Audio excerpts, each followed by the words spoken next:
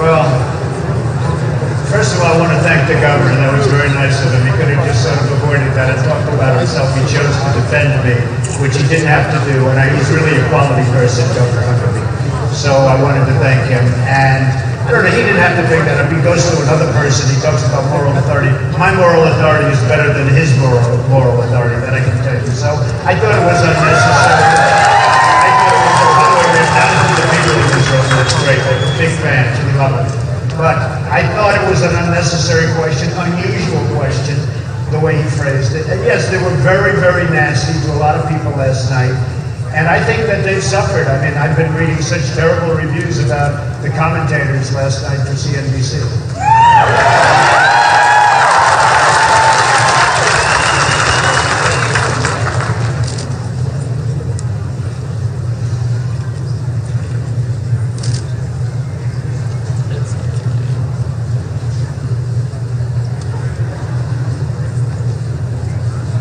I don't think it's really new. Perhaps I'm going to tone it down a little bit because of the way we've done so well. You know, it's sort of interesting. I wish the country could do this. I've spent less money than anybody else, and I'm number one in the polls. And nobody gets the crowd like we get. I mean, look at this room as an example. We love you, Donald!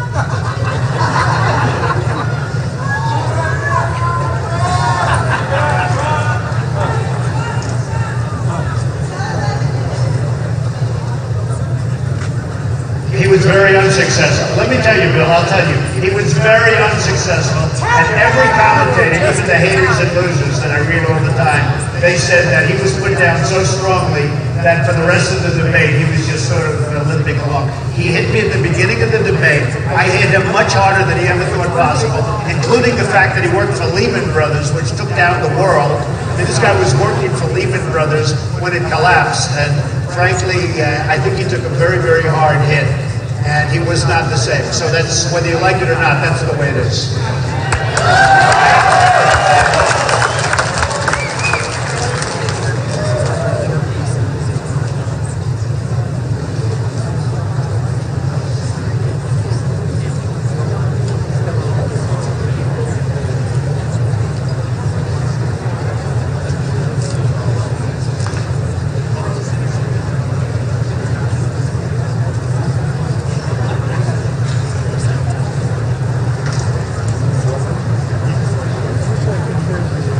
It's so easy.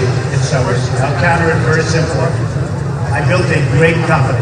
I've dealt with nothing but politicians over my life. I've been so involved in politics. And frankly, they're all talk, no action. Nobody knows politicians better than me. They're really easy to deal with, that's for sure. So I built this tremendous network, this great, great company with some of the greatest real estate assets in the world, of which you know some of them. And this is all over the world. I deal with many different countries. I'm in many different countries. And I've had tremendous success. I have thousands and thousands of employees and tens of thousands of employees over my lifetime. I have more experience than any politician, practically, that's ever lived.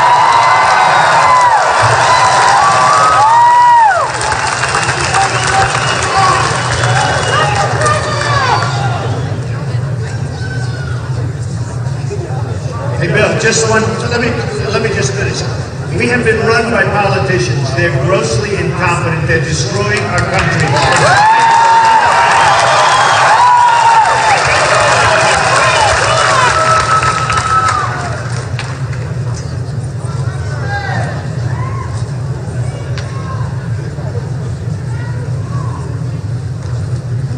I don't think it's accurate. No, I have a very good tax plan out there. I put in many policy statements, including my Second Amendment, of which I'm very strong in favor of the Second Amendment. I have a license, no, not right now, but I have a license to carry. I have a license to carry. I'm not carrying. No, I don't think I answer in general. Sometimes maybe, but I don't think I do. Hey, look, I went to an Ivy League, Hey, Bill, I went to an Ivy League school. I was a very good student. There's no problem with me going into details, believe me. I answer the way I want to answer. And there does have to be, you know, when we answer questions, as an example, about the military and ISIS, and if I win, I want to be unpredictable. I don't want ISIS and all of these people.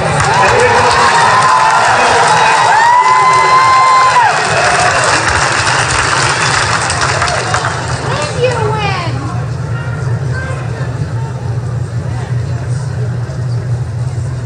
Thank you, Bill. Thank you very much.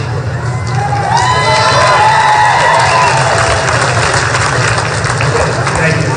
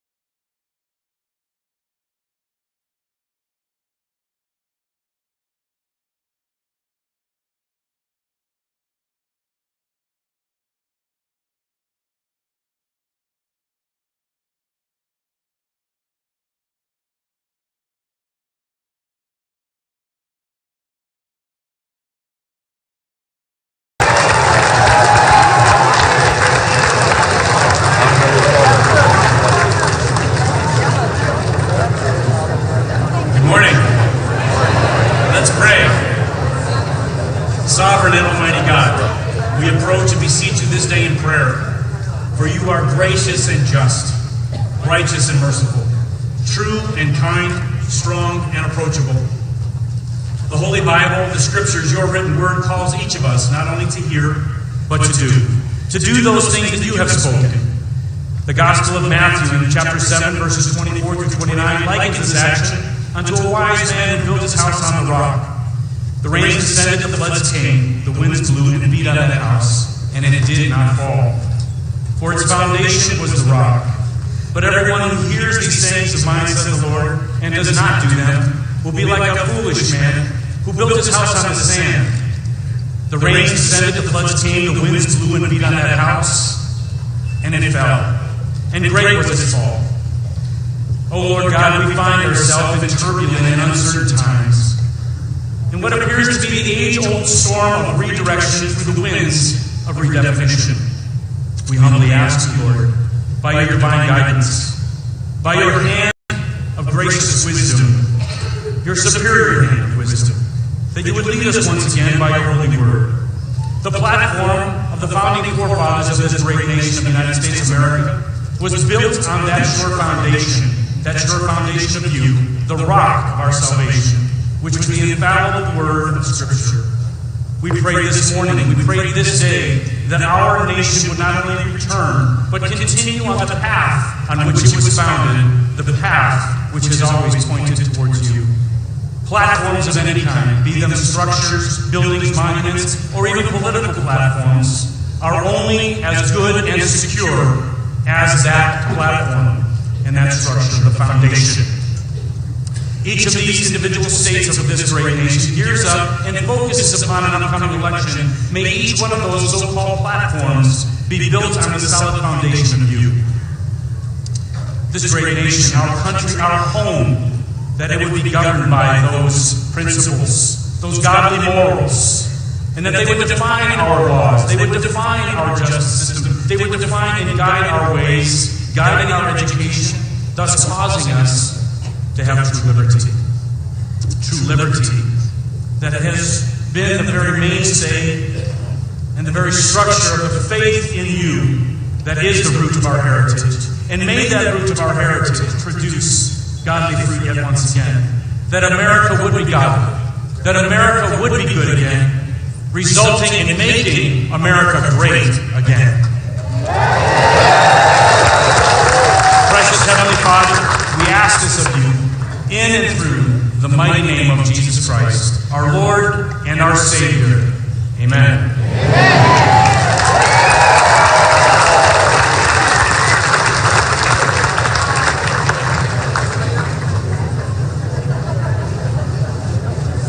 Ladies and gentlemen, please welcome to the stage Miranda Hoover for the Pledge of Allegiance.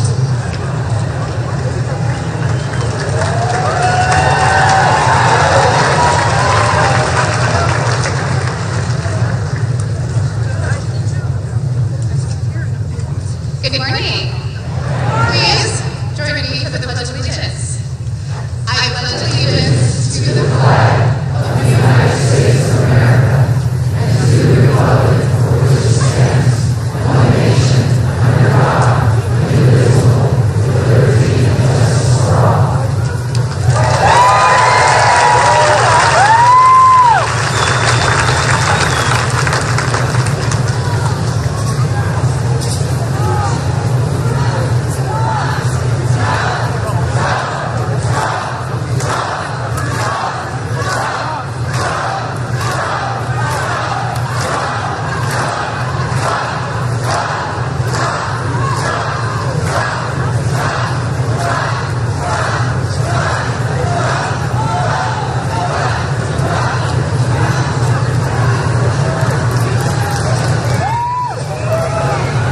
Ladies and gentlemen, please welcome to the stage the next United States President, Donald J.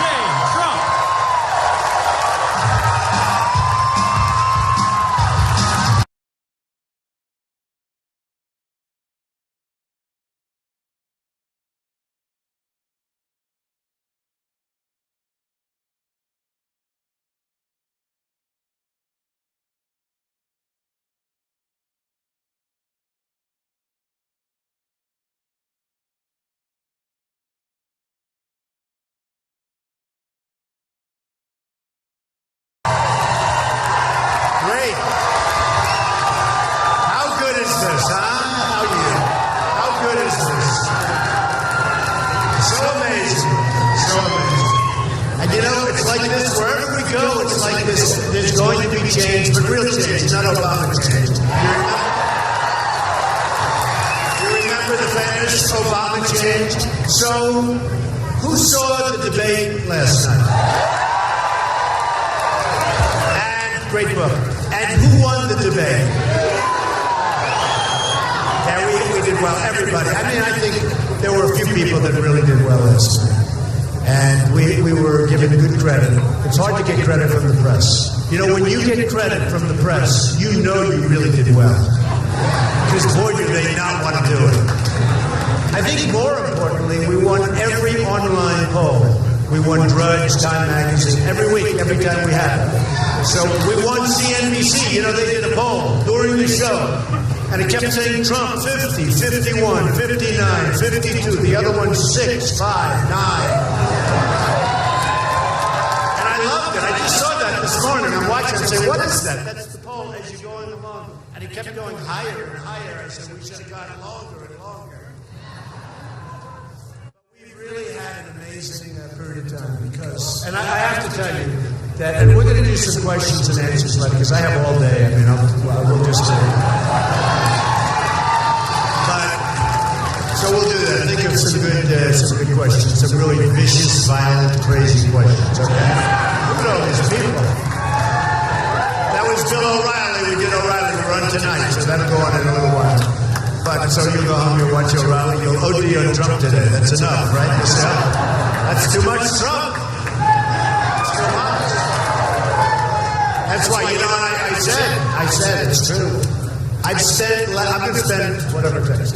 I have more money than anybody else, right? So it's... No, I hear one guy has $10 million in the bank, one guy has $4 million. You know how much they spend to get $10 million in the bank? I heard the other day. No, they'll spend like $8. Yeah, that's right. Who said $8? Somebody, you know what I'm talking about, right? No, they'll spend like 79 cents on the dollar. I say, what do you mean? But the report is that they have like all this money, but they spend so much money to get the money, so they'll end up in some cases with 20 cents left. This is going to run our country. Tell me. You know, I take small contributions to people where they give, like, I always say to the woman I read, this lengthy letter, she gave $7.50. But, they take $50, $100, $200. And frankly, I love that only in the sense that I feel invested in what we're all doing. But there's no PACs where people set up PACs in my name. They use the name of the book for one of the PACs. I don't know who the people are. And we sent legal notices to every PAC. I think they had 9 or 11. They were all over the place. Everybody's forming a PAC. Some of them probably had good intentions. They're going to fight for Trump. And I like that, but, you just don't know. And some of them had good intentions. You know what it was? Their wallet. That's what the good intentions were. You can imagine. So we wrote a very strong legal letter, and I felt badly because honestly, let's say of the 9 or 11 or whatever there were probably some in there that were really going to go to town. And you're telling them, we don't want your help. Please give your money back. They don't even have to do that. I don't know what they do. They'll probably use it for another candidate. They'll make a deal. That's probably what they do. But it's really bad. These super PACs are really, really bad. And they're really controlling the system right now. And, you're supposed to not have involvement in them. And you see what's going on with them. And you see all of the money that's being spent and the millions. Like Jeb has $100 and some odd $1 million. Now, I don't know if that's after all of his expenses. Who knows? But Jeb has a lot of money in there, and Rubio has a lot of money, and Ben Carson has a lot of money in the super PACs. And, and I say they're no good. They're really going to hurt our political system, and something has to be done. And actually, last night I called it, but people found other things more exciting, like the fight last night, where I hit cases. They'd rather have that than when I said, no. And remember what I said about Jeb? And remember what I said about Rubio. Okay, everyone said, oh, no, you're wrong, Mr. Trump. I get no credit for this stuff. I said they don't like each other. I said it, and, people forget. So 2 months ago, I make this speech. Everyone says, oh, Mr. Trump, they're really lucky. So Jeb is the governor, and the other guy's the young guy. And in all fairness, Jeb was the mentor. And I'm not knocking either one. I mean, when I said this, but I said, they don't like each other. And everyone said, you're wrong. And they all said that Rubio would never, ever run because it would be disrespectful to the guy that was his mentor. And I understand that. You know, there's a loyalty thing. We know what loyalty is, right? But there is a loyalty. And so everyone said they weren't going to, run and this and that. Well, all of a sudden, Rubio announced maybe he will, maybe he won't, but he announced he will. And people thought, and Jeb said, they interviewed Jeb, he said, no, I'm not upset. He said, dear, dear friend. I said, oh, please do that. Because you can imagine what he told his father. Or you can imagine, or his brother. Dear, dear friend. It doesn't work that way, folks. But that's political speak. And then Rubio said the same thing. But last night, the heat came out. And I even said, I don't know if I told you, I announced that, I told you, a lot of anger, a lot of hatred between those two. But I love to pick it because it's life. It's like the way the system works, it's just life. But what I wanted to mention before we do a little bit, I'm going to go a little bit, and then I'm really wanting to go with the question and answer because I love it. I meet so many people, it's true, and I get so many great ideas from doing it.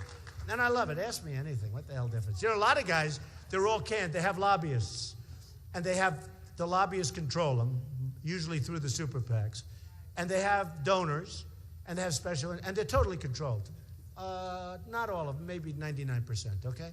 But they're totally controlled. But they have people that totally, the pollsters, right? And these pollsters are tough people. They're smart. They make hundreds of thousands. Some make hundreds of thousands of dollars a month. And they do polls all the time. I said, what do you need polls for when every week, these guys, look at all those cameras in the back. They do polls like every week. They spend millions on polls. I said, why would you spend money on polls when you can get them for free from CNN, from Fox, from MSNBC? They come, no, it's true.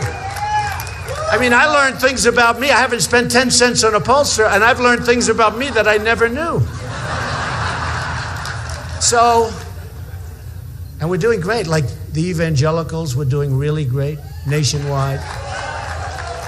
We're doing great. In Nevada, I won with Hispanics. Right? Number one with Hispanics. And I said that. It's funny. Immigration, it's an amazing thing. I'm number one with Hispanics because I'm going to create jobs. People want that. We're going to have jobs. We're going to take them away from China, from Japan, from all over. And we're going to have a very, very special. Look, we're in. Some people would say life support. We owe $19 trillion. 19 trillion. What do you do? 19 trillion. And, they just did a budget the other day. They're going to borrow another couple of $1 billion. So it's going to go up to $20 trillion. And you just say, why? Why is this happening? And do you ever notice they always get, and I'm now talking about the Republicans, they're incensed a week before they have the debt ceiling coming, all right? They're always incensed. They don't do anything for a year and a half, 2 years. And then a week before they start talking about it. Oh, we're not going to, you can't do it that quickly. You got to do it earlier. Like, the day it was done the last time, they should have started working on it. So all of a sudden you hear the debt ceiling's coming up next week, by the way. It's so sad because we could have so many great victories in Washington, and we just don't. So now we have a new man, Paul Ryan. I hope he's going to work out. He's a nice person, I can tell you. He's a nice person. And people agreed, and look, I think he's got tremendous potential. He's got to strengthen up on the illegal immigration, I'll be honest with you. He's been weak on that, very weak. But he's a good man, and he was consensus, and that's important, because the Republicans, I mean, it's not only they don't get along with the Democrats, but they got to get along with themselves also. They got to go unified. And I've said, and Boehner, I always liked him personally, but I said, you got to be a little different with your negotiation. He said, well, 2 weeks ago, when they were talking about trying to get some things from Obama and the Democrats, he announced, we will not close up the government. Well, that's fine to announce, but you just gave up your entire negotiating position, right? Even if you're not going to do it, because it's a severe move. But even if you're not, he has The Art of the Deal. Give me that book. Give me that book. Come here. Look at this. What a great book. One of the great books. Way behind. I always say, way behind the Bible, but still a good book. The Bible's number one. Okay, I'm going to sign this for this guy. Yeah. He's an athlete. So, well, that's a good book too, Surviving at the Top. How about where I said that Osama bin Laden is coming to get us 3 years before it happened? Okay? So I was watching Morning Joe, good program, good guy, Joe Scarborough, and they said, yeah, Trump said this and that. You know, we were talking about Trump and military, because there's nobody that will be tougher and stronger and better with the military than me. And somebody was on the show that they didn't even like me. They said, you know, Trump wrote, there it is, right? Look at that book. There it is. But they said, Trump said they're going to come back. This is, remember the first hit on the World Trade Center, where it was a bad hit, but obviously it wasn't the one that happened, the ultimate. And there was a lot of stuff about a guy named Osama bin Laden, who was a terrorist, who was really raising his hand pretty loudly all over the place, talking about how he's going to come. And I mentioned him in the book. And I said, you better put this guy away, essentially, because he's coming to get us. You better do something. And you better be smart, and you better be tough. And, you know, who knew this was going to happen? But I remember Joe Scarborough, he looked, and they had read the paragraph, said, they're going to come, and they're going to do this. I said exactly what was going to happen. I'm good at this stuff. And I mentioned the name Osama bin Laden. And I actually mentioned his name because I saw his name. He was like, so Joe goes, whoa, when was this written? It was written a couple of years before the World Trade Center.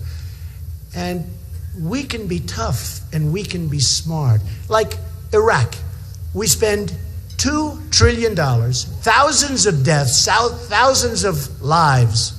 And you could say on both sides, in all fairness, okay? Thousands and thousands. We lost 5,000 more. They don't even know.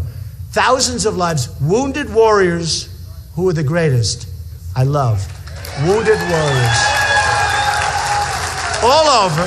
So we have 2 trillion, the wounded warriors. We have thousands of lives lost. We have nothing. What do we have? Nothing. Iran is taking over Iraq. And we just gave them $150 billion to do it. No, think of it. Where do they make these deals? That's why, look, you know, I may be a lot of things, but I really know how. I'm a good deal guy. This would never happen. No, hey, Carl Icahn just announced he's supporting me. You know, Carl, a great businessman, great business leader, very smart, made fortunes, billions and billions. And he just endorsed Donald Trump out of the blue. But others too. And because he knows there's no games. We're not playing games. This guy, we have Kerry negotiating a deal, $150 billion we gave him. We don't get our prisoners back. Now they want to start a new negotiation. Listen to this one. For the prisoners. Did you hear this? The deal is done. They got their money, or they're getting it very soon. Oh, I wish there was some legal way. I wish this election could take place tomorrow. There's no way. I don't care what they agreed to. I guarantee that contract somewhere along the line, as incompetent as they are, because I've inherited a lot of bad contracts over the years. You know, where I buy a company cheap because the poor guy didn't know what he was doing and he made a bad deal. So you buy it cheap. You throw it into a chapter, you beat up everybody, and you have a nice little asset, right? You know, you do it. I do it professionally. But there's always a clause. Like a lot of times you'll see this horrible, and you'll be reading, oh no, this is terrible. This is worse than I thought.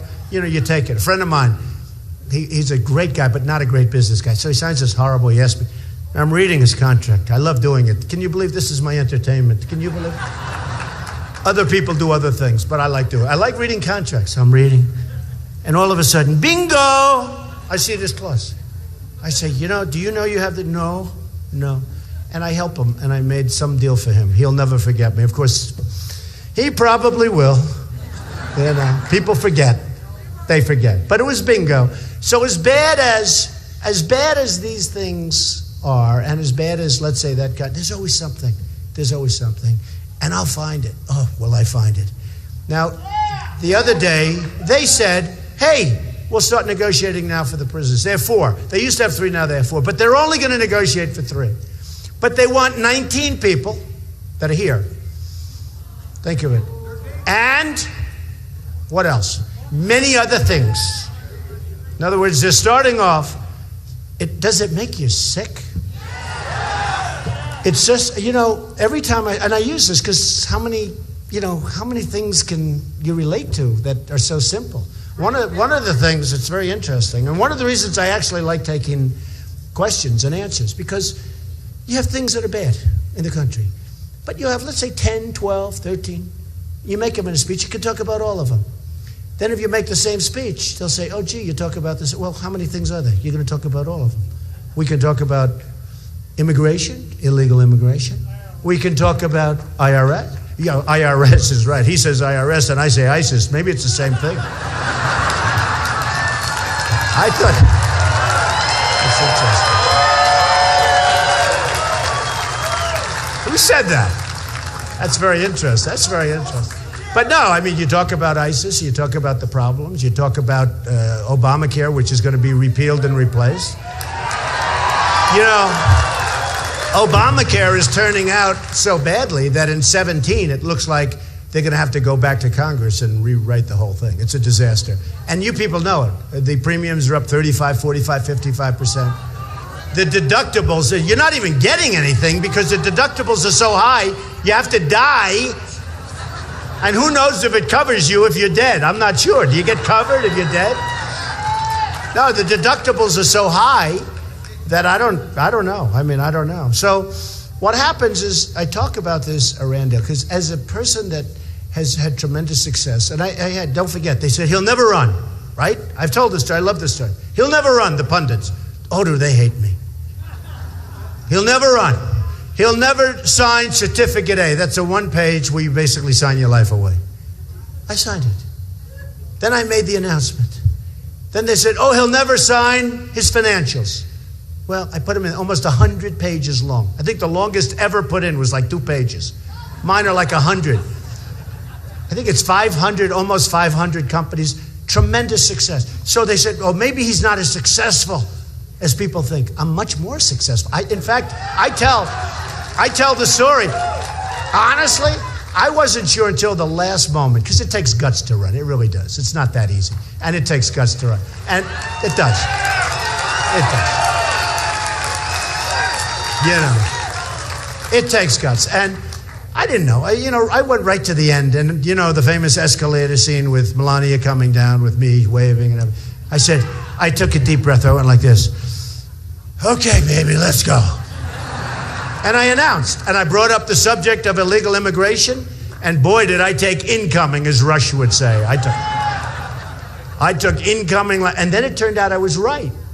But I just gone back, so on the financials, I didn't know till the very last moment. Because again, not an easy decision to make in terms of yourself, your family, your life. It's different.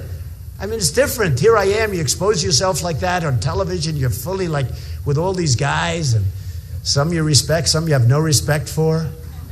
And you have to say, you do respect them, No,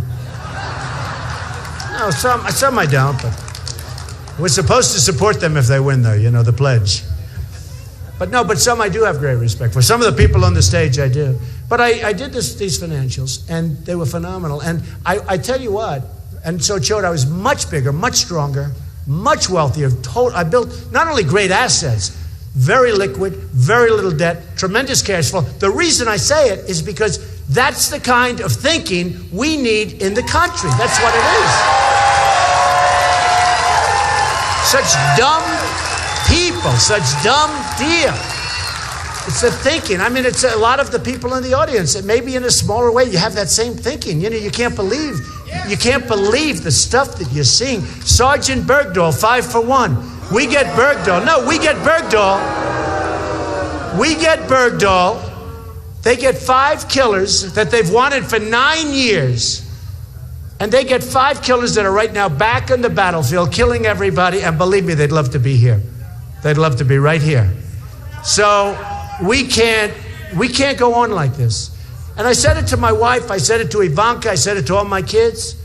I said, we got to do it. I mean, I don't know if I'm doing the right thing. Who knows? I've never done it before.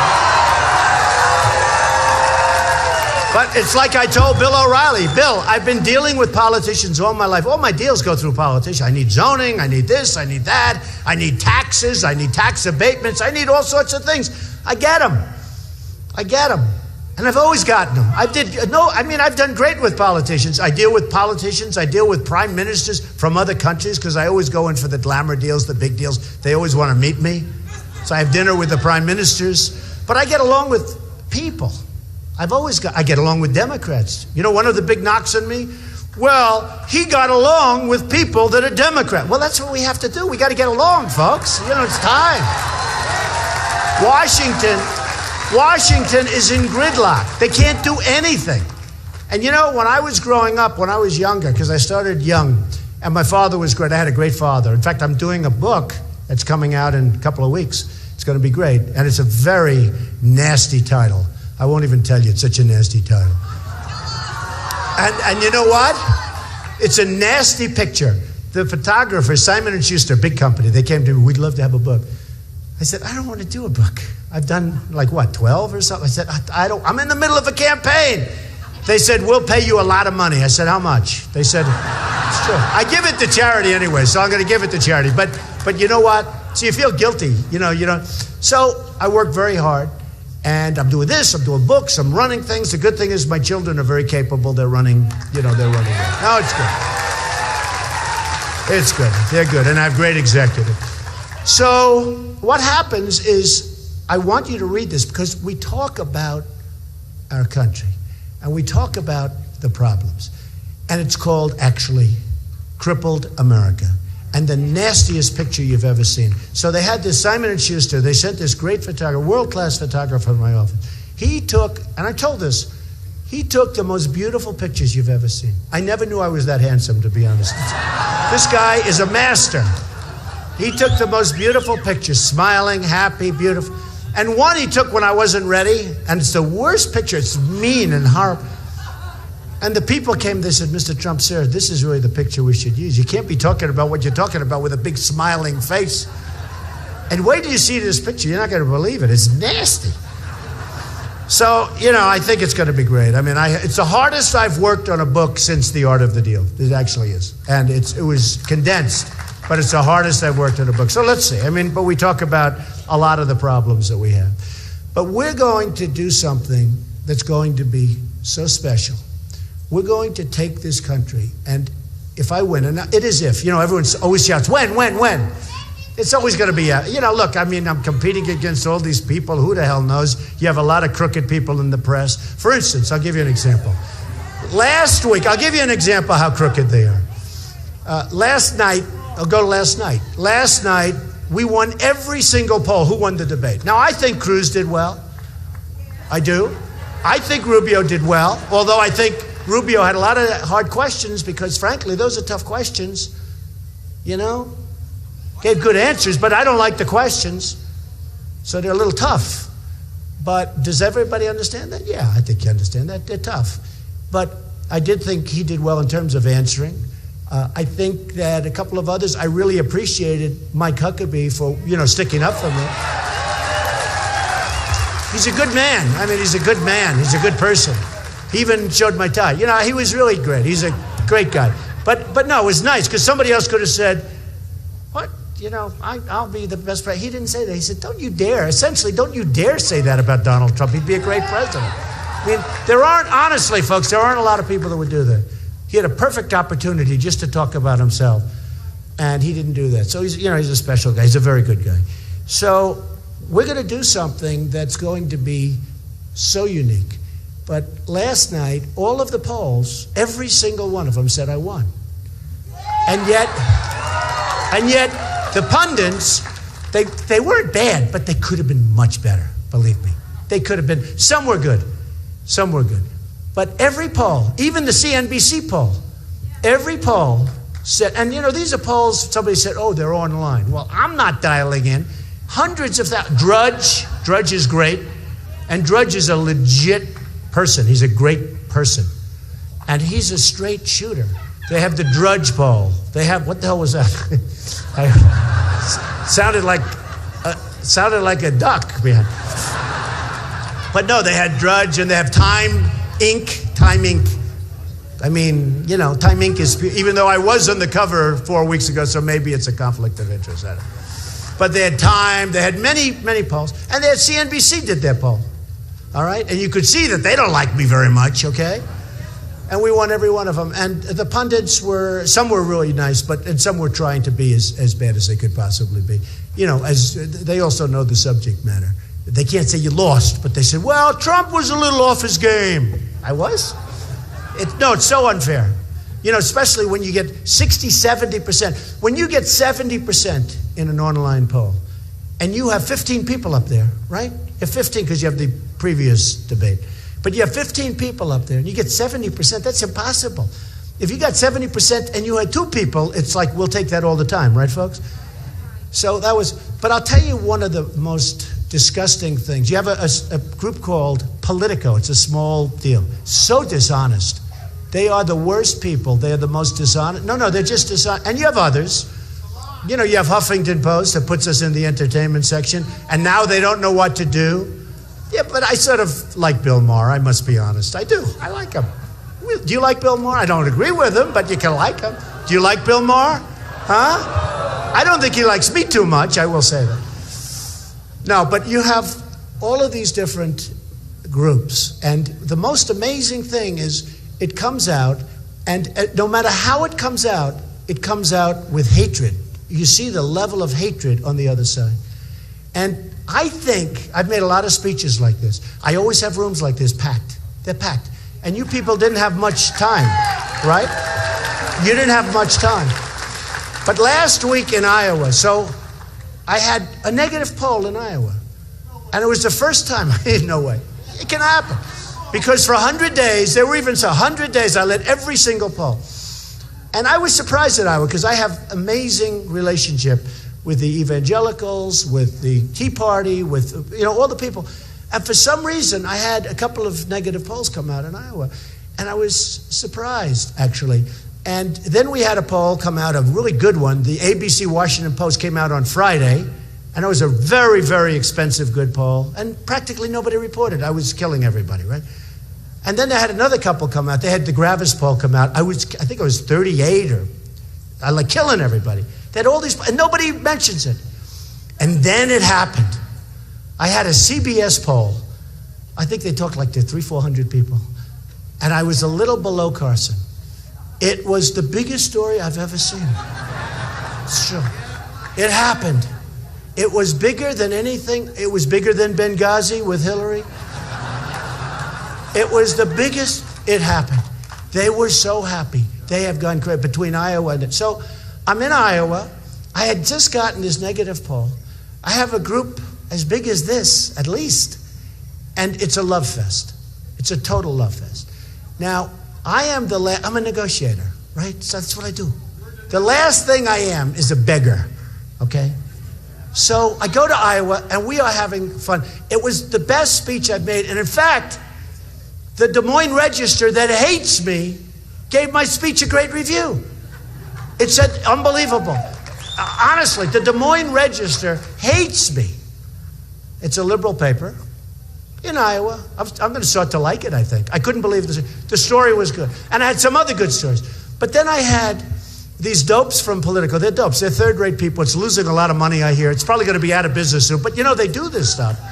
And they don't care. The truth means nothing. And then I had a couple of others. And even one of the networks that I was very disappointed in. So I do this speech, and here's what it is. Thousands of people. I had just gotten a little negative word. And I go to the people, I say, come on, folks, let's get with it. You don't want, when was the last time you won a primary? You haven't done it. We got to do it. We're going to do it. Let's get with it, folks, or I'm never coming back to, in other words, we're having fun. I'm being sarcastic. I'm being funny. Everybody was laughing. They're high-fiving. The whole room. Come on, baby. You can support Trump. Let's go. Okay, so here's what happens. No, I don't need it. By the way, no. I don't need it. Watch. What are these scum back there? That's what they are. Watch. No, watch. You have no idea. Folks, you have no idea how bad they are. You have no idea. You have no idea how dishonest some of the reporters are. That work for, that work for CNN, that work, frankly, for NBC. You have no idea how dishonest some of these people are. Like I saw one the other day. We had a packed house. It's always packed. We had a packed house, and the report's being done as everybody is leaving. And they look, the room's empty. In other words, when we're finished, you guys are going to leave. I don't want to have a reporter doing a report with the empty room. Okay? I don't want it. So anyway, so I'm having fun in Iowa, and I think I'm going to win Iowa, but who knows? Look, who knows, right? Maybe you don't win it, who knows? But I love the people in Iowa, and I relate to the people, and they relate to me, and I have by far the biggest crowds. So I'm talking about it. We're having fun, we're laughing, and I'm screaming, you got to get with it, you got to get to Trump. Okay, all, laughter, sarcasm, and here's the headline. Trump begs Iowa for their vote. You believe it? No, so, and it's just not me. And I even saw Newt Gingrich. I love Newt. He's a good guy. He's a good guy. But I watched him he was on a Fox show today. He said Trump did great in the debate. Trump's great. Trump's really smart.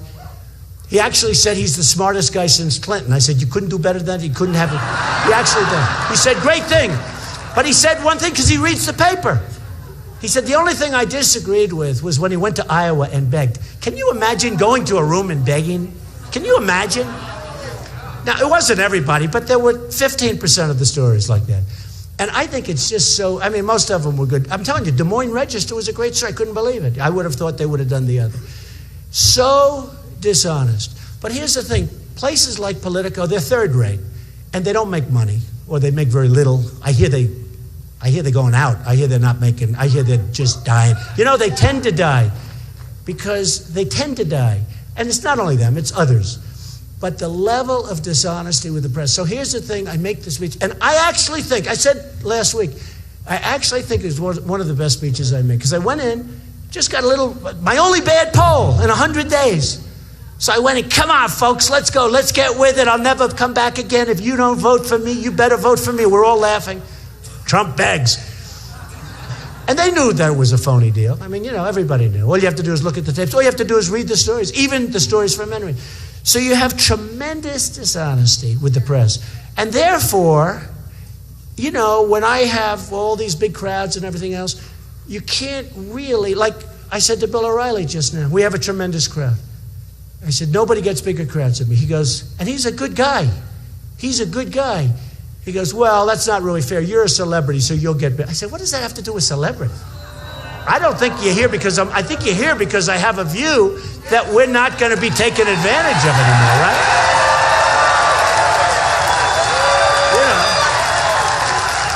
We're just not going to be taken advantage of it, and we can't take it. You can't take it. And honestly, if I was a celebrity, if I were a celebrity without a guitar, a friend of mine, one of the biggest entertainers, said, you get the biggest crowds in the world without a guitar, which is a pretty good, meaning without music. Because the music guys get a lot of people, but we get a lot of people. But Bill just said, and I was a little disappointed with that statement, because it's not about being a celebrity. I don't think it's about having a view that's captivating the people in this country because they're tired of being taken advantage of. They're tired of being stupid. They're tired of having their leaders be out-negotiated on every single deal. They're tired of it. They're tired of having China rip us off on every trade deal, and Japan and Mexico and everybody else. They're tired of it. And I think if I were a celebrity, and if I walked and we're talking about, isn't it a wonderful day? Isn't the weather nice? Beautiful out, isn't it? And do you ever hear and I'll tell you, look, I deal with everybody all over the world. Chinese are very tough negotiators. The Iranians, the Persians, very tough negotiators. Oh, did you hear the new one? So they say it was our president that requested, because Iran decided now that they're going to get involved with Syria, right? You believe this? And why not? They got our money. And they don't have to develop nuclear. They can buy it. They have so much. What do they have to develop it for? cheaper to buy it.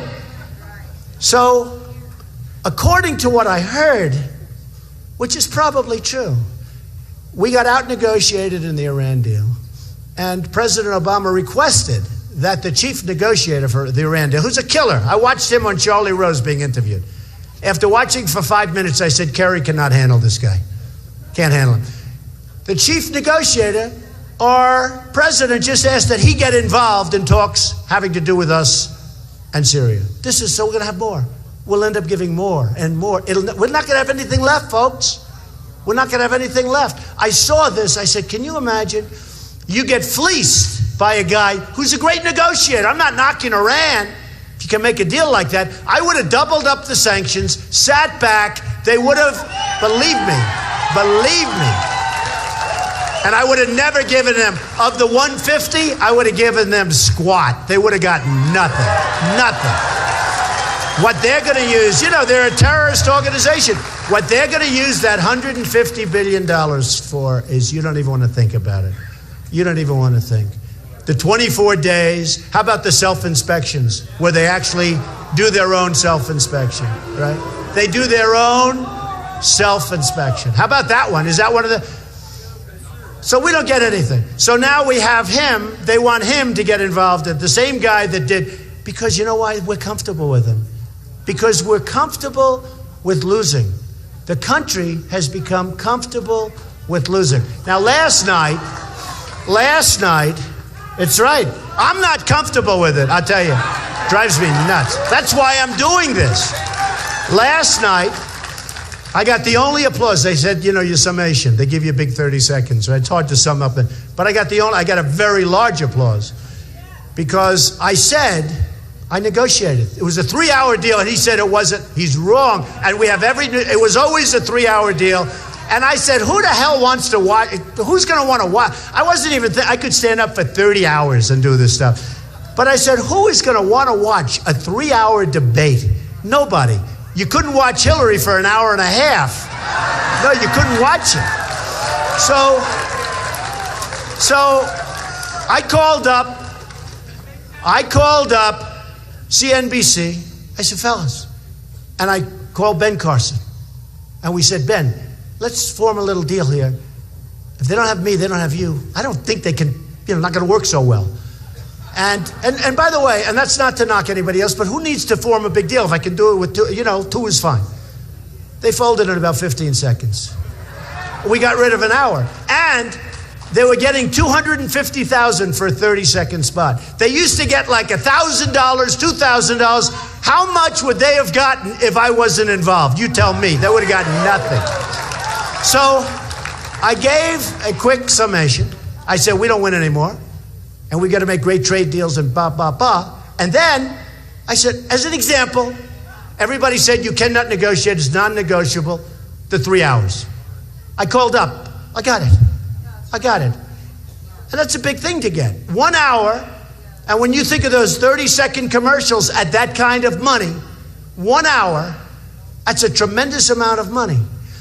And maybe that's why CNBC was so angry. Maybe that's why. If you think.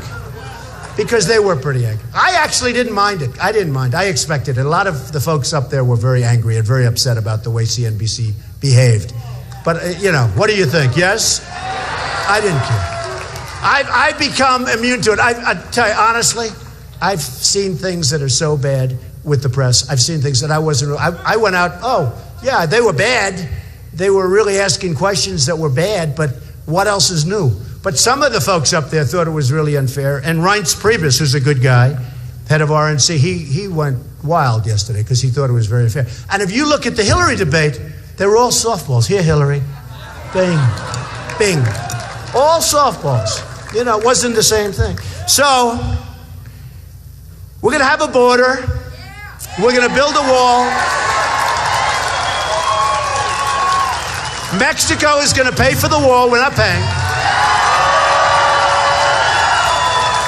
Just like CNBC gave up that hour, a lot of money, Mexico is going to pay.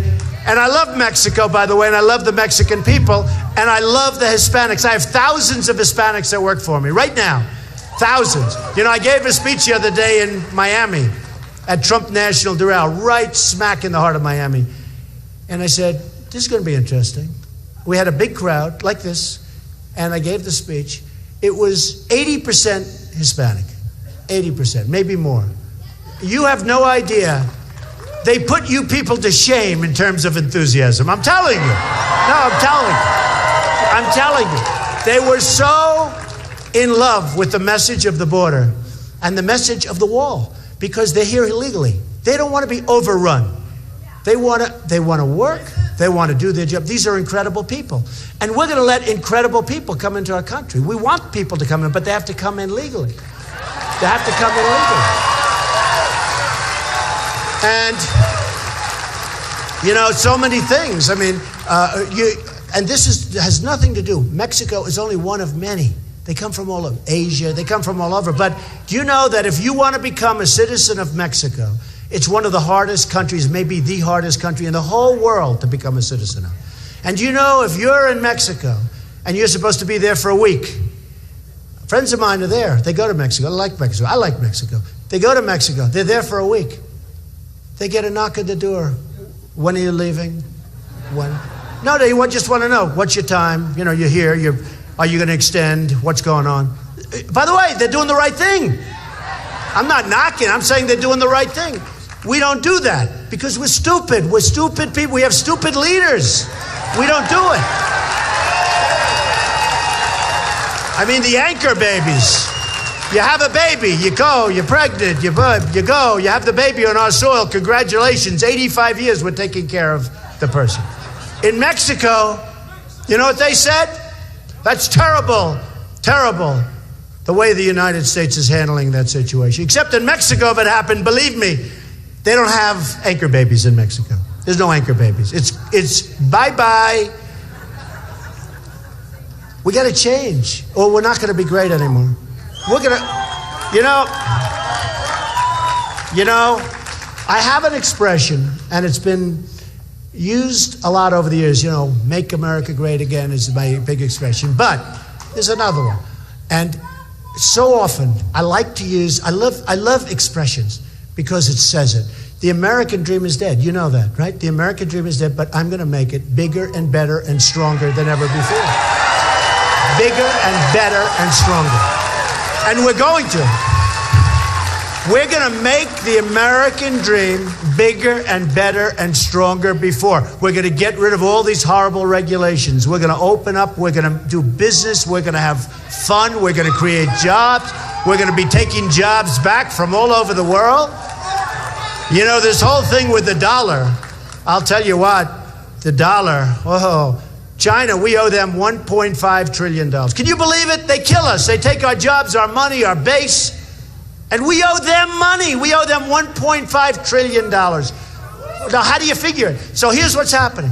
So we owe them all this money. We owe Japan with the cars, right? We owe Japan $1.4 trillion. Think of it. So they'd sell the cars, they do it, and we owe them money. We owe them money. It's a magic act. It's unbelievable. And we have negotiators better than any of their negotiators. And I'm going to use them because I have the greatest negotiators. I know them all. I know them all. And I always say, some of them are not nice people. Who cares? I mean, who cares? But we're going to bring this country back and we're going to make it so special. It's special now. We love it. But it's troubled. It's seriously troubled. But we're going to make it so wonderful and so great. And you're going to be so proud. You're going to be so proud of our country. Because like I said, in summing up, we don't have victories anymore. When was the last, think of it. When was the last time we had a victory? We lose on trade to everybody. Any country. You know, I use China because that's the ultimate abuser. They abuse. I mean, with them, it's not even funny. They abuse us. And I love them. They're great people. They buy my apartments. I rent office space. They're fine. They're great. I wish our people would do it in reverse. But China, listen to this, almost $400 billion a year on a trade imbalance. 400 billion. It's been going on for years. It's going to end. It's going to end. And we'll keep doing business, but they've got to treat us fairly. They're not treating us fairly. You know, I'm a free trader. I believe in free trade. But I also believe in being intelligent. And I also believe in smart trade. How can we continue? I'll give you another example. Japan, $70 billion a year in balance. They sell us cars, they come off like the Long Island Expressway. Anybody know the Long Island Express? Like the boats, the biggest boats you've ever seen, biggest ships, the cars are pouring off. If they had cops, they'd give them speeding tickets. You never saw anything like it. They're going like 40 miles an hour off these boats, right into our economy. We get nothing, other than we close plants all over the place because they're taking our jobs. We get nothing. And you know what? I always say, how many Chevrolets are in the middle of Tokyo right now? I'll bet there isn't one in the whole country. So you look at Japan, it's going to stop. And we have all the power. See, Obama and these people, they don't know that we have the power. We have the power because we can say, sorry, can't do it anymore. Can't do it. We don't want your cars. You know what? You'll buy American for a while. They'll be back. We almost did it 12 or 13 years ago. Do you remember? It was so egregious, but our president at the time chickened out, and he folded, and we lost. He almost did it, but he chickened out. Remember that? 13, 14 years ago with Japan. It's egregious. China's the most egregious. Think about this. Think about a Carl Icahn, or me, or somebody, working on the China deal and making it much better. So instead of $400 billion a year, would you love to break even? I mean, who wants to break even? Would you love to? Do you know what the difference? Do you have any idea? You saw the bad numbers that came out this morning, that we have virtually no growth. First quarter, we had no growth. We had negative growth. Now we're down to a little bit over 1%. You know what 1% is? If China does 7%, they're in like a major recession. All right? We have 1%. We're being led by people that don't get it. And it's so easy. And don't forget, never forget this. We have all the cards. They don't have the cards. They don't have the cards. We have single-handedly rebuilt China. You look at their roads, you look at their bridges. They built bridges bigger than the George Washington Bridge. It's like candy. They're all over the place. Where are we building? We happen to be building one in New York. Wait till you see what that sucker is going to cost. And they're building one in San Francisco. You know who's building it? The Chinese are building it, right? The Chinese are building the Bay Bridge. It's being built by the Chinese. Big cost overruns. Big, they need Trump. I don't do cost overruns. Big cost overruns. You know what? Tremendous cost overruns. Somebody ought to look at, I saw the other day, massive. They're saying it's different, it's a little this, it's a little bit higher, a little bit this. We painted it a different color. You know, it was supposed to be blue, it's going to be pink, and it's going to cost $10 million more for the pink paint. I know all of it. Oh, I hear it all my life. I've been growing up with this stuff. So we're going to do things that are so good. We're going to cut all of the fat, the waste, and abuse. We're going to lower taxes so that corporations are now going to pay 15%. We're the highest taxed country in the world. And that's why. Today it was announced, I just have it here, it was announced that Pfizer, did you read about that deal? Pfizer is going to take one of our great companies out. Now it's supposed to be not going to it's going to happen. They're going to take it out. Thousands and thousands of jobs. It's going to happen. Just right over here, it's a company called Allegra. Allergen. Did you ever hear of Allergen? I hear. Now, who knows? Maybe it's rumor. I don't think it's rumor. Rumors turn out to be true. You ever notice how many times rumors turn out to be true? Especially about your husbands. No, they never turn out. Those rumors never turn out to be true. Women, do they ever turn out to be true? Never, right? Never. But those rumors turn out to be true. And it's pretty bad. Oreos. The man mentions, I don't eat Oreos anymore. But they're moving from Chicago to Mexico. They're going to make Oreos now. Big plant. Closing it in Chicago. Why? Where does it help us, folks? Look at New England. All over New England, you see these factories that have left. Most of them have gone with NAFTA.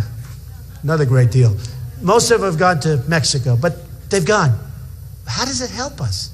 How does it help us? We are going to create jobs. I will be the greatest jobs president, and I say it, that God ever created. We have 93 million people in our workforce. Many of them want to work and they can't get a job. I mean, it's like incredible because our jobs are leaving. Our manufacturing is gone. Take a look at Caterpillar Tractor. Great company. You see the bad numbers on 2 days ago? Really bad numbers. They're not selling. The dollar now, the Chinese are so happy. They cut their dollar. They cut their currency. Japan cuts its yen. Japan's having a field day. They have a very smart leader. They're taking our business. Komatsu has taken all that tractor business. And we sit here with the strong dollar. And you know what the strong dollar is good for? It's good for a guy like me. You have a lot of dollars. But it's only good if I want to go to Europe and buy things. Or if I want to go to Asia and buy things. Then it's good. But how does that help us? It doesn't help us. We're not going to have any exporting pretty soon. And all of the things, the trade agreement is a disaster. And by the way, she says, no trade agreement. This new trade agreement, it doesn't mention the single greatest tool that they have to take advantage of us. And you know what that is, currency manipulation. And the greatest ever in history has been China. So we're going to change things, folks. And I said this the other day, and somebody said, well, that's a very severe. What China has done to us is the greatest theft in the history of the world. It's the greatest theft. We have, and Europe's helped a little bit, but we have done most of it. We have rebuilt China. The money and the jobs that they've sucked out of our country, we have rebuilt China. And we're going to reverse it. We're going to reverse it. So believe me, and you can count on it. All right. You can count it. Let's take a couple of questions. Go ahead, sir. You have a microphone? Yeah, give him the mic right here. This guy, good guy. I think he's a good guy. You never know until after that. Come on, give him a mic. Where's the mic? Let's go. Okay. I referred to the Lincoln-Douglas debates. Right. Why can't we get rid of the moderators and just have debates without moderators? Well, you would think that, I guarantee you, these moderators are not big Republican voters. And I said that if we're having a Republican debate, maybe every moderator should show that they vote Republican. Because why should we have these people that hate everything we stand for? And I won't mention his name, but the questions were so nasty. So nasty. So why should we have these people? So it's something, honestly, you're right. It's something we can think about. Okay, next question. Give it to that woman right behind you. What are you going to do about saving Social Security? We're going to save Social Security. Believe me, we're going to save it. We're going to save it. And it's a great, you've been paying in there for a long time. Now they want to cut it and chop it up into 1 million pieces. Not going to happen, folks. We're going to save it. And we're going to save, and we're not going to let anything happen with the Second Amendment. Remember that.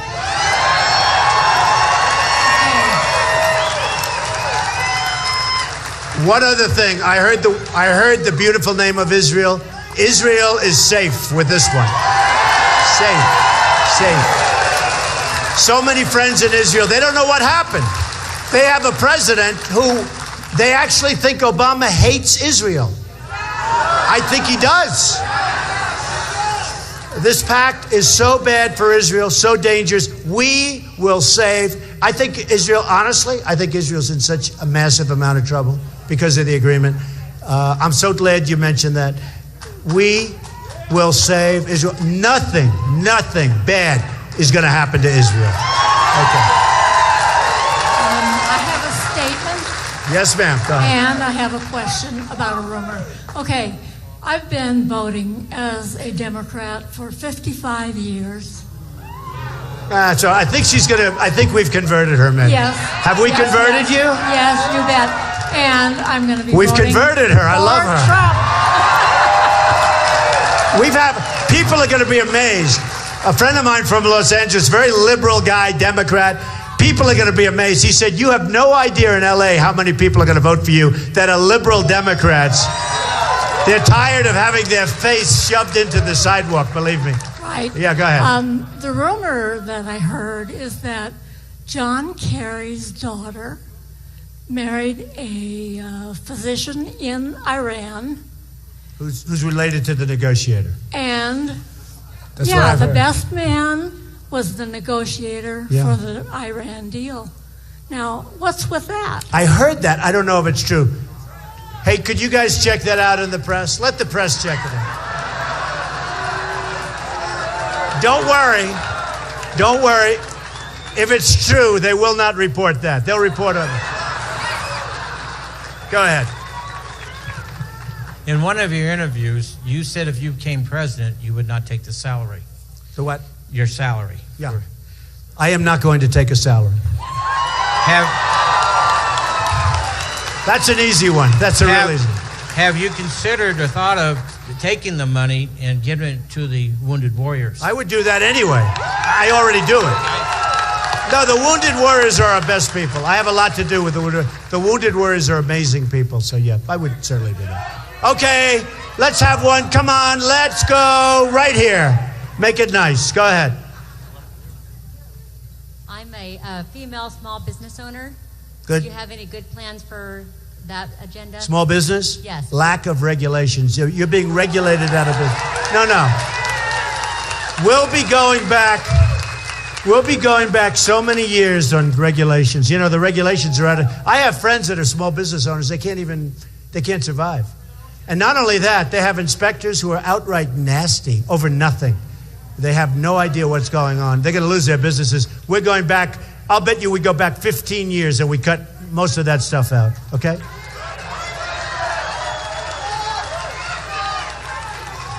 All right, go ahead, young man.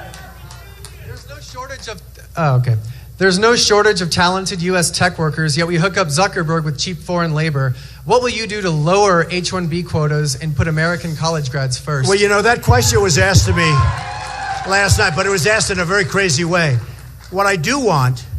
very important, because we have to have, with great talent, when we have these students, number one at Harvard, number one at Yale, number one at Princeton, number one at Stanford, the best schools, they get thrown out of our country. I don't want them out. You understand that. I want them to go to Silicon Valley, et cetera, et cetera.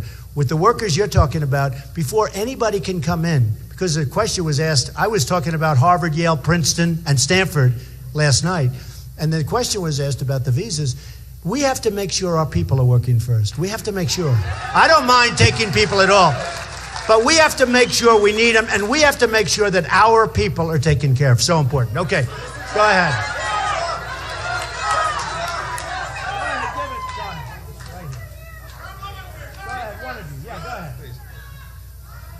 What are you going to do for legalizing marijuana if people are willing to follow all of the rules 100%?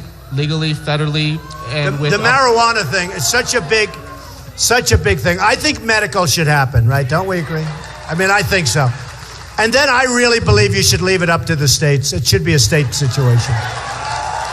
Because, you know, you have, like I just left Colorado, and I love Colorado, and the people are great, but there's a question as to how it's all working out there. You know, that's not going exactly trouble-free. So I really think that we should study Colorado, see what's happening, but I believe that the legalization of marijuana, other than for medical, because I think medical, you know, I know people that are very, very sick, and for whatever reason, the marijuana really helps them. But it really helps them.